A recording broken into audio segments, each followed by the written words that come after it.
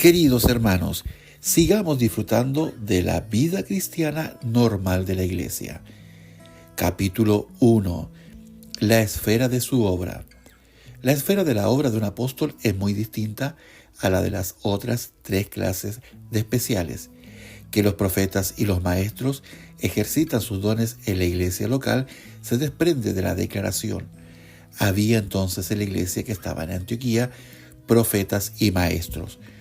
Uno puede encontrar profetas y maestros en la iglesia local, pero no apóstoles, porque ellos han sido llamados a ministrar en diversos lugares, mientras que el ministerio de los profetas y los maestros está circunscrito a una localidad. Primera de Corintios, capítulo 14, versículos 26 y 29. En cuanto a los evangelistas, no conocemos una esfera especial, puesto que se habla muy poco de ellos en la palabra de Dios. Pero la historia de Felipe, el evangelista, arroja alguna luz sobre esta clase de ministros. Felipe dejó su propia localidad y predicó en Samaria, pero aunque allí hizo un buen trabajo, el Espíritu no cayó sobre ninguno de sus conversos. No fue sino hasta que los apóstoles llegaron de Jerusalén y les impusieron las manos que el Espíritu fue derramado.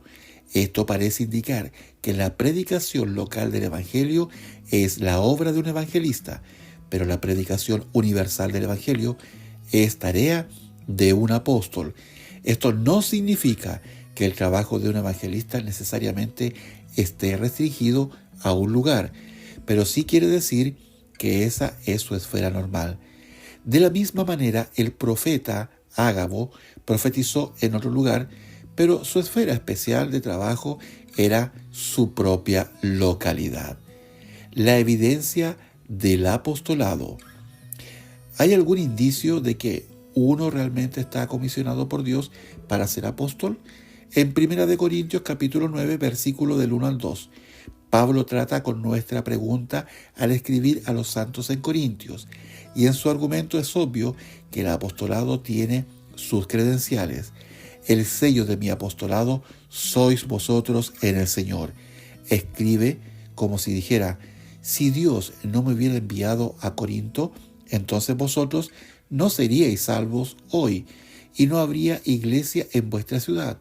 Si Dios ha llamado a un hombre para que sea apóstol, esto será manifiesto en el fruto de sus labores. En donde quiera que se encuentre la comisión de Dios, allí está la autoridad de Dios. En donde quiera que se encuentre la autoridad de Dios, allí está el poder de Dios.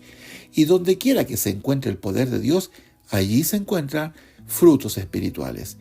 El fruto de nuestras labores prueba la validez de nuestra comisión. Y sin embargo, debe notarse que el pensamiento de Pablo no es que el apostolado implique numerosos conversos, sino que representa valores espirituales para el Señor, porque Él nunca podría enviar a alguien con un propósito menor. El Señor busca valores espirituales y el objeto del apostolado es obtenerlos. En este caso, los corintios representan estos valores. ¿Pero acaso no ha dicho Pablo aquí: no he visto a Jesús nuestro Señor? Entonces, solamente aquellos que han visto al Señor Jesús en sus manifestaciones de resurrección son los que están capacitados para ser apóstoles. Sigamos cuidadosamente la trama del argumento de Pablo. En el versículo 1 hace 4 preguntas. ¿No soy libre? ¿No soy apóstol? ¿No he venido a Jesús nuestro Señor? ¿No sois vosotros mi obra en el Señor? Se suponía una respuesta afirmativa a las 4 preguntas, porque el caso de Pablo exigía tal respuesta. Nótese que Pablo, al continuar su argumento, en el segundo versículo, abandona 2 de sus preguntas y sigue con las otras 2. Él abandona la primera y la tercera, y tomó la segunda y la cuarta juntándolas, con el fin de continuar su argumento. Deja a un lado: ¿no soy libre? ¿Y no he visto a Jesús nuestro Señor? Y contesta las preguntas: ¿no soy yo un apóstol? ¿Y no sois vosotros mi obra en el Señor? Ciertamente Pablo estaba tratando de demostrar la autenticidad de su comisión por la bendición que había acompañado sus labores, no por haber sido libre ni por haber visto al Señor. De las 4 preguntas formuladas por Pablo, 3 se refieren a su persona y una a su obra.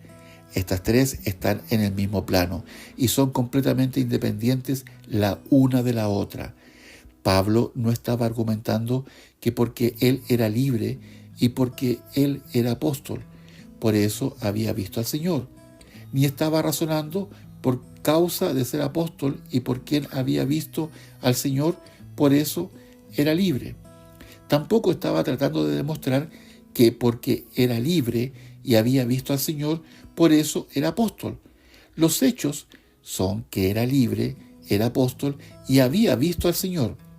Estos hechos no tienen una conexión esencial el uno con el otro, y es absurdo relacionarlos. Sería igualmente razonable arguir que el apostolado de Pablo estribaba en su libertad como arguir que estaba fundado en el hecho de haber visto al Señor.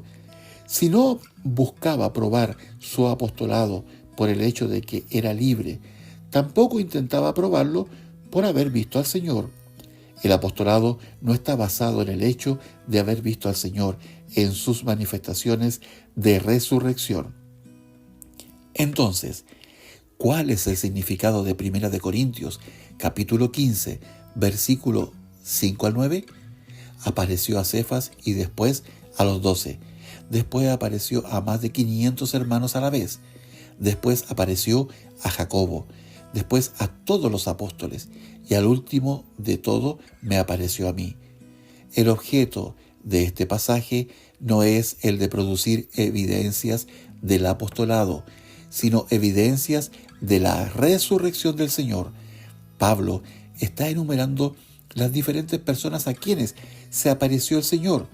No está enseñando qué efecto causó su aparición entre estas personas. Cefas y Jacobo vieron al Señor, pero ellos eran Cefas y Jacobo. Después de que vieron al Señor, así como eran Cefas y Jacobo antes, ellos no se convirtieron en Cefas y Jacobo por haber visto. Lo mismo se aplica a los 12 apóstoles y a los 500 hermanos. El ver al Señor no lo constituyó apóstoles. Ellos eran 12 apóstoles antes de ver al Señor y eran 12 apóstoles después de haber visto al Señor.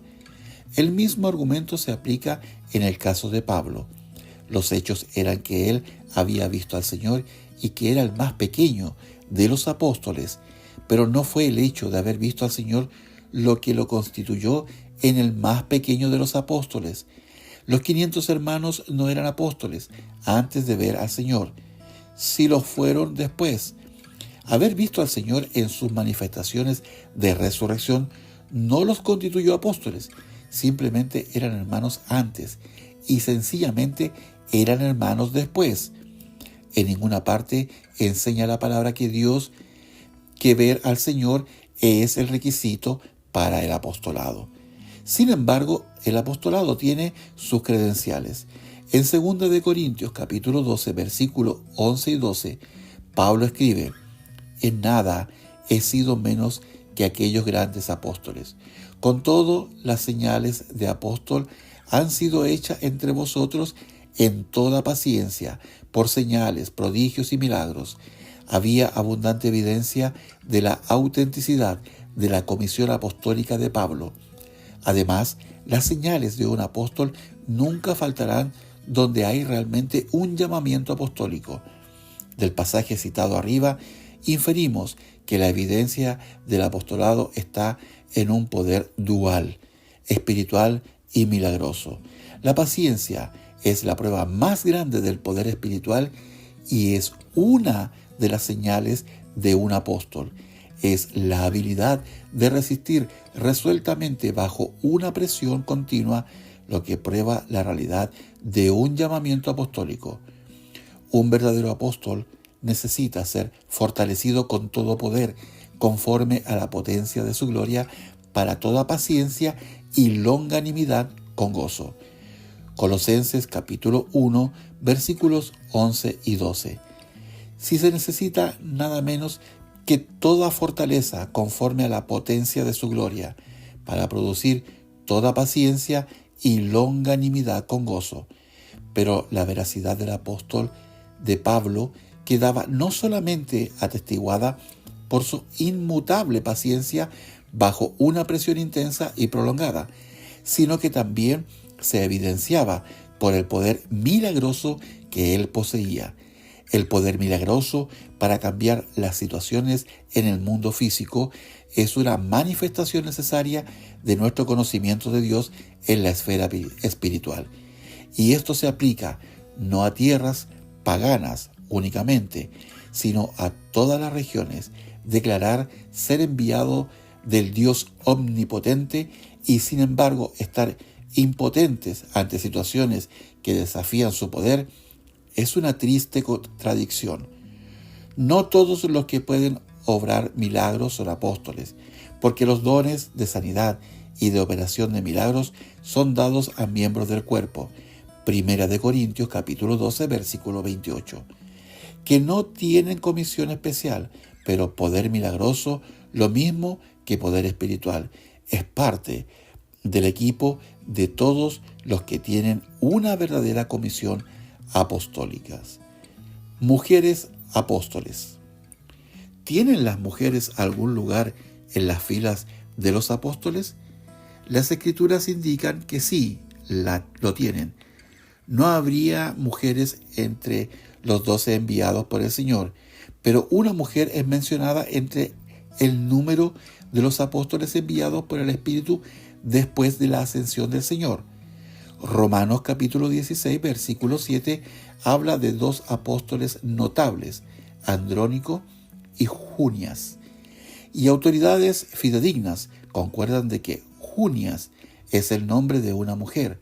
Así que aquí tenemos a una hermana que es apóstol y, como si fuera poco, un apóstol notable. Jesús es el Señor.